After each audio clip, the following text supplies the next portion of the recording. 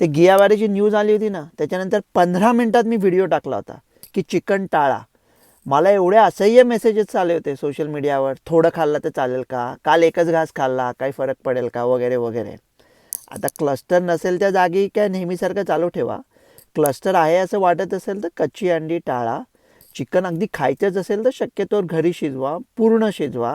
Non vegetarian लोक शक्य असेल तर मटण आणि फिश वगैरे जास्ती खा. जे लोक चिकन विकतात नेहमी, तुमच्या कोणी परिचयाचे असतील तर त्यांना थोडे पैसे द्या, त्यांचा आता धंदा कमी झाला असेल तर त्यांचं पण पोट आहे त्याच्यावर. आणि आंघोळ करताना शावर घेताना तोंड उघडू नका, नाहीतर अनफिल्टर्ड पाणी तोंडात जाईल. हे ना मी कसं मस्त सांगितलं होतं ना चिकनचं, एकदम बरोबर.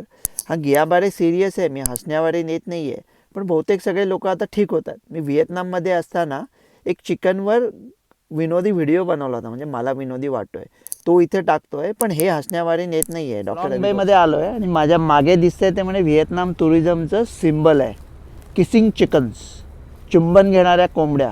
तर माझ्या इथे चोंबड्या काय मैत्रिणी आहेत, त्या मध्ये मध्ये मला डिस्टर्ब करत होत्या.